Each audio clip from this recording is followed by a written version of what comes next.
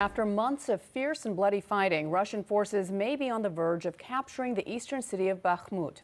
Even as Russian fighters surround the city, Ukrainian commanders are not withdrawing and instead calling on President Zelensky to send in reinforcements. CNN's Alex Marquardt is in eastern Ukraine. Mercenary fighters from the Wagner group were seen planting their flag in the eastern part of the city.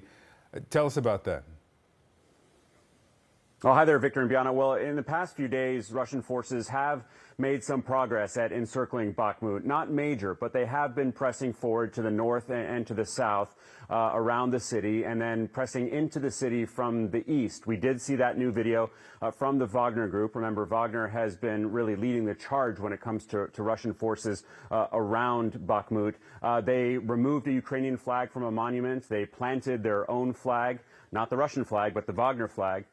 And raised their guns in the air. Meanwhile, we did hear from President Zelensky's office tonight saying that they continue to defend their positions, defend the city, and they talked about reinforcing their positions. They didn't talk about surrender. But we have spent a lot of time in that area over the past few days. We spent a lot of time on the main supply route between the neighboring town of Chaziv Yar and Bakhmut. There's a lot of military traffic on that road. I can tell you that it is getting very difficult to move in and out of Bakhmut. It is getting attacked by Russian forces. They blew up a bridge on that main supply route just a couple of days ago. We were told by local officials today that military engineers have erected a temporary bridge. So troops are able to move forward and back. People are able to come out and go in, but it is getting much more difficult.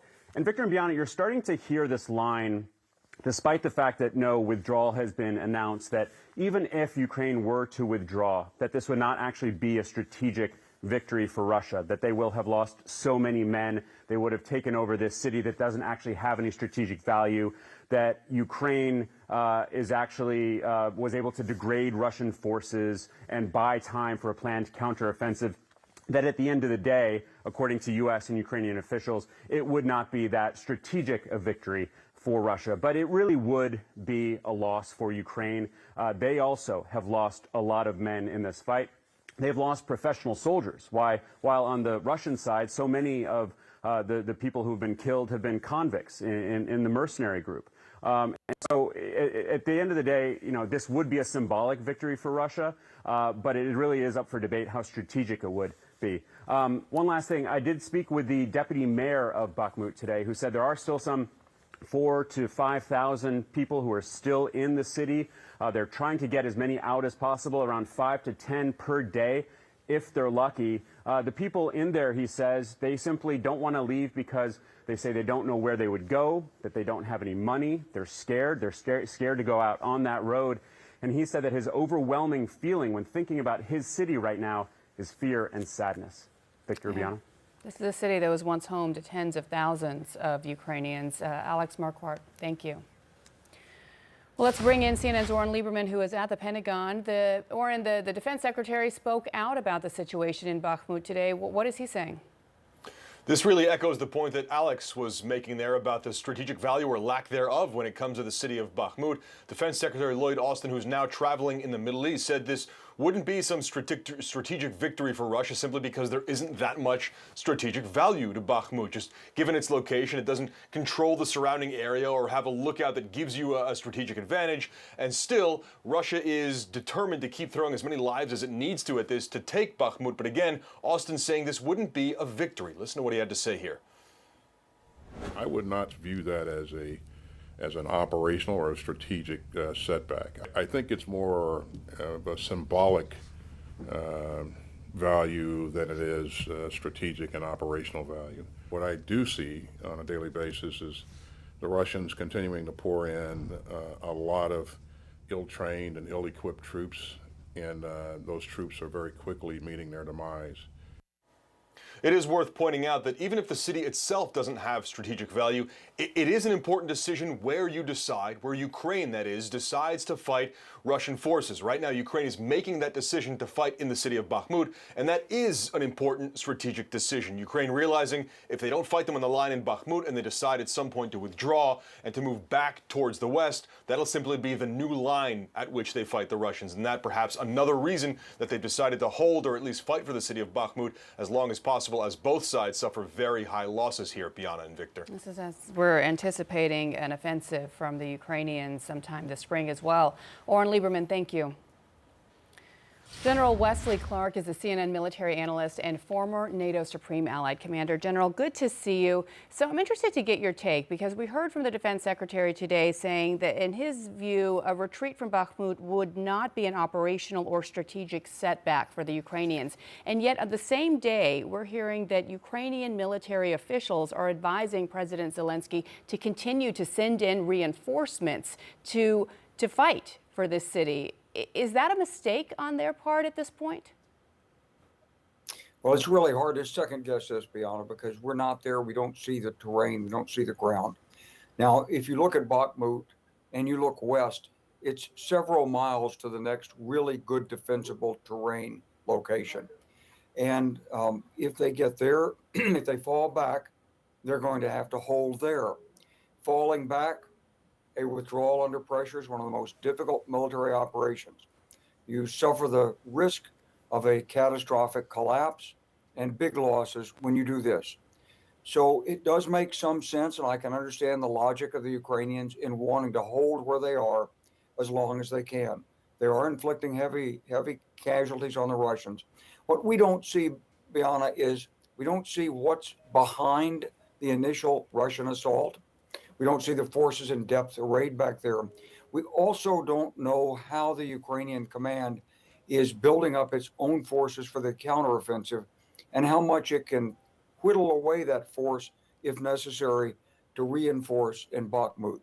So there's a lot of intangibles here and things that we just don't have the information on. I do agree with Secretary Austin. It's probably not a great, from our perspective, operational or tactical loss, but it is a psychological blow and a psychological lift for Moscow. And at some point, these Russian troops have to be defeated. They have to be held. They have to be pushed back. And so from the Ukrainian military perspective, it's a very understandable position to hold that line as long as it possibly can. I'm glad you brought up that planned spring counteroffensive that everyone's anticipating from the Ukrainians, because I'm wondering, listen, from a cost-benefit perspective, one could argue that the past few months really did benefit Ukraine to continue fighting in Bakhmut because you lost a lot of Russian men, a lot of Russian troops, and ammunition as well that they invested in their battle for that city. But at some point, it does turn, and you see the reflection upon Ukrainians who are also losing their troops there at an enormous rate and their ammunition. Do you think the longer they maintain this fight for Bakhmut, do you think it could impact whatever counteroffensive they're planning? Well, it certainly could, but they have to hold in the east. They do not want to surrender Donbass. If they do, they're just going to have to fight further west.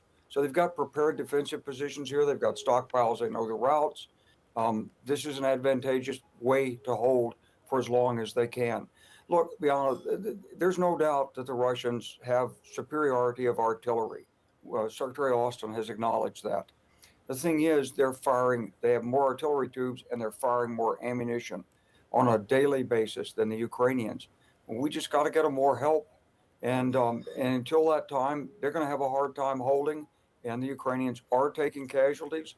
But this is war, and it's their country, and they want to hold it.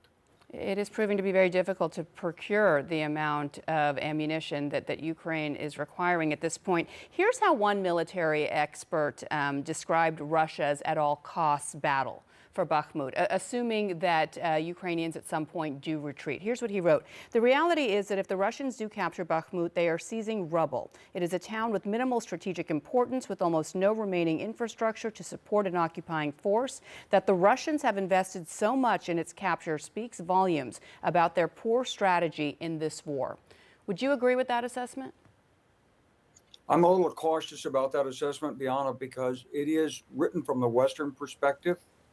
If you had 500,000 people and you lost 30,000 people, 40,000 people in a month and you took Bakhmut, you might say that's insignificant if you were a Russian commander. Now, if you're an American commander or a Ukrainian commander and you're losing 30,000 troops over that piece of ground, that's really significant. But if you're a Russian commander and they're pushing those troops forward and say, use them up, use them up, use them up, and you get a breakthrough in Bakhmut or you significantly degrade the Ukrainians, on balance, from the Russian perspective, it might be worth it. So I think we have to be a little cautious about critiquing Russian tactics from our perspective. Yeah, from Russia's perspective, these troops are expendable. There's talk about another conscription perhaps coming this summer. General Wesley Clark, thank you so much. Always great to have you on and your analysis.